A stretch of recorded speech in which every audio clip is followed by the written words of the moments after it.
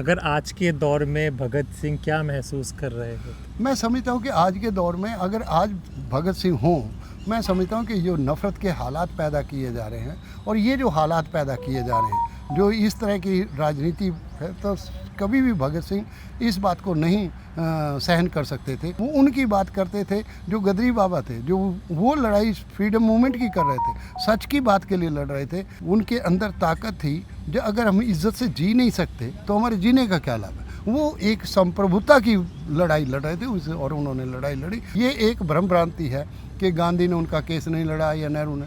गांधी और नेहरू, ये तो मैं मानता हूँ कि गांधी हिंसा के खिलाफ थे, वो किसी भी हिंसा के, क्योंकि ये केस ही हिंसा के उस पर बना था, तो फिर भी गांधी हो नेहरू हो वो उनके साथ खड़े रहे। मैं उनके इस बारे में उन विचारों से सहमत रही हूँ। शहीद भगत सिंह को पार्टियां, सारी पॉलिटिकल पार्टियां तो अपने बैनर पोस्टर में तो लगाते हैं, लेकिन कोई उनकी विचारों को भी अपना रहा है सर आपको? ऐसा है कि पार्टियों के हालात ऐसे हैं कि पार्टियां केवल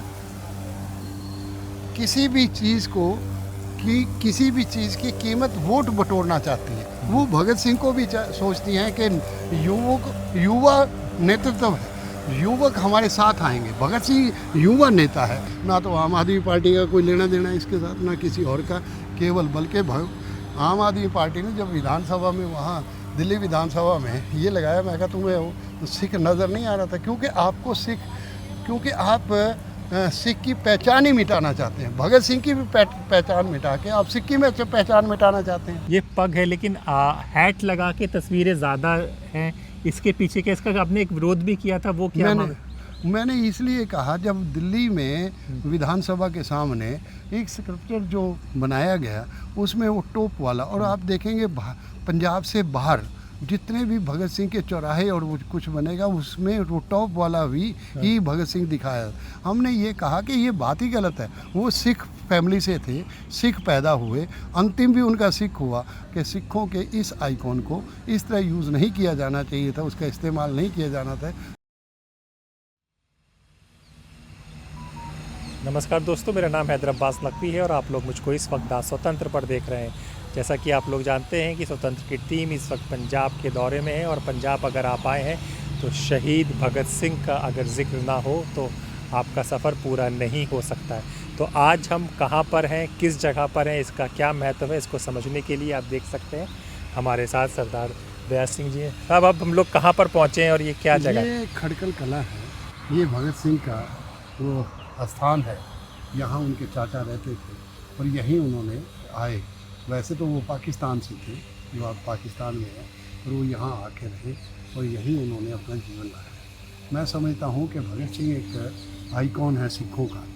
इसलिए भी आइकॉन है कि इनके जो बुज़ुर्ग अर्जन सिंह थे, वो सिंह सभा के पहले प्रधान भी बने और वो आर्य समाज के भी लीडिंग पर्सनैलिटी थे। जब आर्य समाज और सिख समाज, क्योंकि दयानंद सबसे पहले जब आए तो आप हैरान होंगे कि दयानंद के ऊपर जो विरजानंद, स्वामी विरजानंद थे, वो करतारपुर से थे, जो गुरु हरगोबिंद साहब ने बसाया था, और वो मथुरा में थे।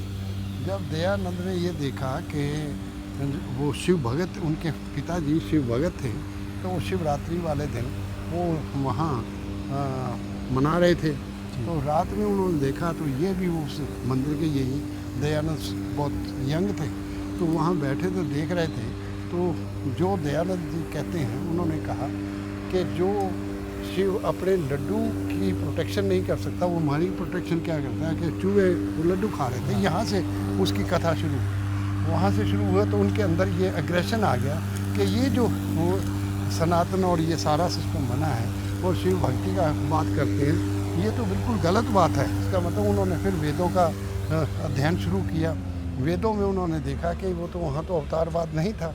तो जब वो वेदों के चक्कर आया तो उन्होंने काफ़ी अध्ययन करने के बाद वो मथुरा पहुँचे। मथुरा में स्वामी विरजानंद थे। उनका मन था कि स्वामी विरजानंद बहुत, क्योंकि करतारपुर से थे, गुरु की घर वहाँ से थे, उनके ऊपर सिक्के का बहुत प्रभाव था। तो जब वो दयानंद उनके पास गए कि मुझे भी आप अपना शिष्य बना लो, तो उन्होंने कहा कि जो आज तक तुम पढ़ कर आए हो उसको यमुना में फेंक आओ, तो तभी तुम शिष्य बन सकते हो। इसका मतलब जो धारणाएं आपकी बनी हैं, जो हिंदू और अवतारवाद के बीच में, जब तक उनको नहीं आप फेंकोगे, आप मेरे शिष्य नहीं बन सकते। तो वो विरजानंद ने उसने यही काम किया दयानंद, तो वो विरजानंद का शिष्य बनने के बाद दयानंद बन गए। जब क्योंकि उनके अंदर वो सारे का सारा प्रभाव था जो सिक्खी वाला था, तो जब वो लाहौर गए तो प्रोफेसर गुरमुख सिंह, भाई दित सिंह और ज्ञानी दित सिंह और प्रोफेसर गुरमुख सिंह, ये तीन अग्रणी थे। सिख मूवमेंट को इन्होंने खड़ा किया था। तो इन्होंने ही दयानंद लाहौर लेकर गए दयानंद को, और वहाँ लाहौर में पहली आर्य समाज की स्थापना लाहौर में ये भाई दित सिंह, प्रोफेसर गुरमुख सिंह और भाई जवाहर सिंह जो रेलवे के अफसर थे उन्होंने की।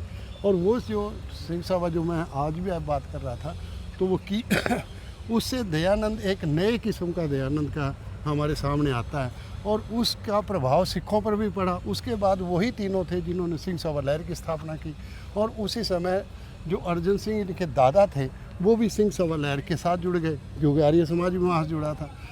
स्वामी श्रद्धानंद को श्रद्धानंद बनाने में भी सिखों का बहुत बड़ा योगदान रहा। तो हम 5 बिंदु पर एक मत थे कि पाखंड मुक्त है, जातिवाद मुक्त है, शोषण मुक्त है, नशा मुक्त है, भय मुक्त है। ये आर्य समाज और सिख समाज में एक मत था। उसके बाद ज्ञानी दित सिंह और इसका दयानंद का संवाद हुआ, और संवाद के बाद दयानंद उदयपुर चले गए, और वहीं उन्होंने समूलास 11 समूलास लिखे। 14 समूलास में से 11 समूलास जो है वो सनातन के खिलाफ ही लिखे, मूर्ति पूजा के खिलाफ लिखे, उस ब्राह्मणवाद के खिलाफ लिखे। उन्होंने कहा कि आर्य जो हैं वो हिंदू नहीं है, हम आर्य हैं, हिंदू नहीं है। तो ये बात भी उठी। तो मेरा ये कहना था कि ये जो भगत सिंह का वो जो क्रांतिकारी फैमिली थी, क्योंकि अर्जन सिंह, किशन सिंह, अजीत सिंह, ये सारी क्रांतिकारी फैमिली बन गई, क्योंकि वहाँ से सिख मूवमेंट से खड़ी हुई थी। तो उन्हीं के जो ये अजीत सिंह के बेटे थे भगत सिंह, तो अजीत सिंह के इनके अंदर भी वही सारे काम थे। तो इन्होंने उस समय बबर अकाली लहर, गदरी बाबा लहर और कई लहरें सिखों में उठी, और उन्होंने काम किया। तो उसी के नतीजे में ये जो भगत सिंह है तो तब भगत सिंह बने। भगत सिंह का हम ये समझते हैं कि भगत सिंह एक गलती कर गए, जो एज ए सिख मैं समझता हूँ, एक सिख हाईकॉन होने के बाद एक जो मैं गलती समझता हूँ कि लाला लाजपत राय जो हिंदू महासभा के अध्यक्ष थे, जब साइमन कमीशन भारत में आया 1927 में, उस समय भगत सिंह ने वो उसके हक में चले गए, लाला लाजपत राय के हक में चले गए, और वो साइमन कमीशन के ख़िलाफ़ थे। तो उन्होंने एक्चुअली साइमन कमीशन तो इसलिए आया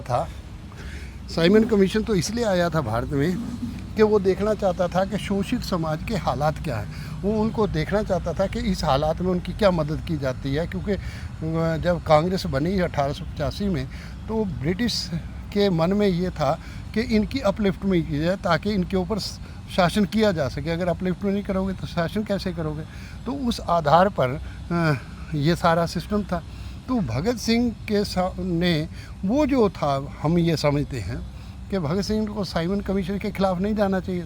साइमन कमीशन के तो उसको लाला लाजपत राय की डेथ हो, उसमें उसकी छतरी पर लगी तो हार्ट से प्रॉब्लम हुई, जैसा हम सोचते हैं। वो तो शहीद मानते हैं, हम उनको शहीद इस रूप में नहीं मानते। तो लाला लाजपत राय की डेथ हो गई। इससे गुस्सा होकर उन्होंने सैंडर्स के खिलाफ चले गए, और वो जो सारा केस बना, मैं समझता हूँ कि उसमें जो टोप लगाया, और वो अपने आप को ताकि उससे निकला जा सके, पर उसके कारण उस मुकदमे में उनको जो सज़ा हुई, ये मैं मानता हूँ कि उनके अंदर एक ताकत थी, वो सच बोलने की ताकत रखते, क्योंकि गुरु नानक का शब्द है, जे जीवै पत लथी जाए, सब हराम जेता कहे, सच की बाणी नानक आखे, सच सुनाई सी सच की बेला। ये भगत सिंह के मन में था, एक मानस में था, इसलिए हम समझते हैं कि वो सिखों का आइकॉन है। एक मैं जानना चाहूँगा, अभी इसमें तस्वीर दिखाएगा, ये पग है, लेकिन हैट लगा के तस्वीरें ज़्यादा हैं, इसके पीछे क्या, इसका आपने एक विरोध भी किया था, वो क्या? मैंने इसलिए कहा, जब दिल्ली में विधानसभा के सामने एक स्कल्पचर जो बनाया गया, उसमें वो टोप वाला, और आप देखेंगे पंजाब से बाहर जितने भी भगत सिंह के चौराहे और वो कुछ बनेगा, उसमें वो टॉप वाला भी ही भगत सिंह दिखाया। हमने ये कहा कि ये बात ही गलत है। वो सिख फैमिली से थे, सिख पैदा हुए, अंतिम भी उनका सिख हुआ। मैंने इसीलिए यहाँ जब आया, मैं कहा आओ आपको पगड़ीधारी हम सिख दिखा देते हैं। तो ये आपका आधार गलत है, तो आप उसको, हमारे आइकॉन को आप भाई वो एक आइकॉन है, वो देश का आइकॉन है, वो शहादत देश के लिए।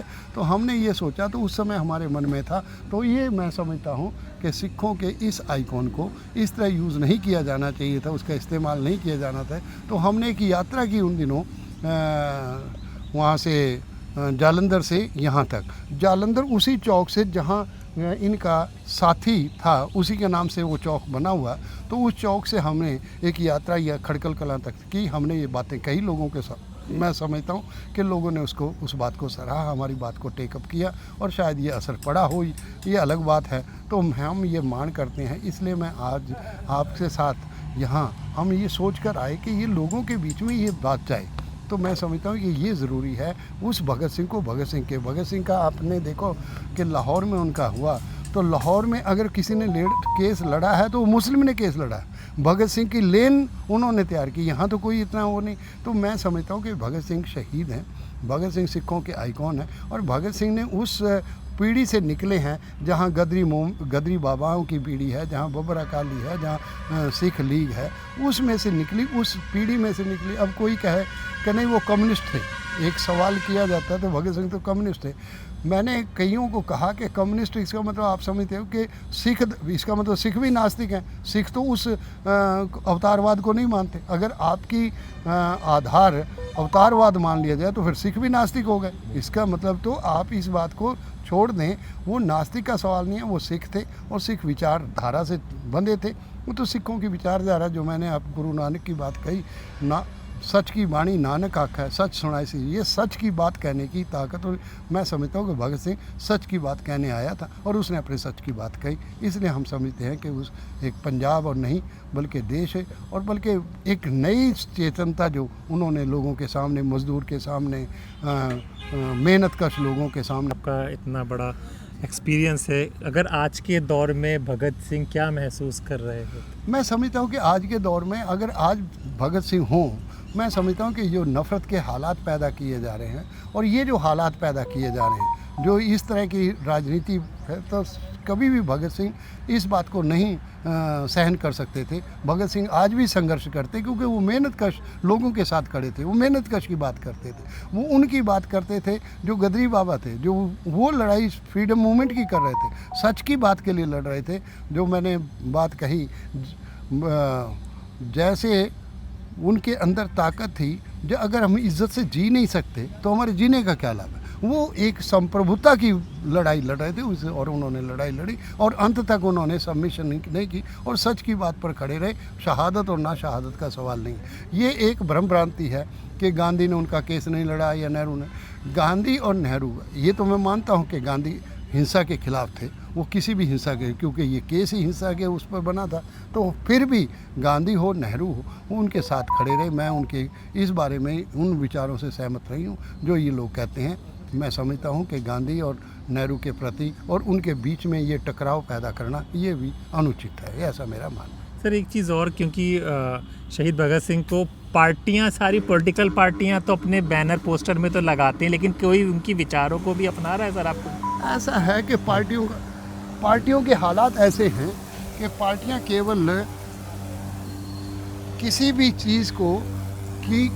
चीज़ की कीमत वोट बटोरना चाहती है। वो भगत सिंह को भी सोचती हैं कि युवा नेतृत्व है, युवक हमारे साथ आएंगे। भगत सिंह युवा नेता है कि 23 साल की उम्र में कभी कोई सोच सकता है कि इतनी छोटी उम्र में शहादत ले जाना, और इस कन्विक्शन में शहादत ले जाना ये आसान नहीं थी।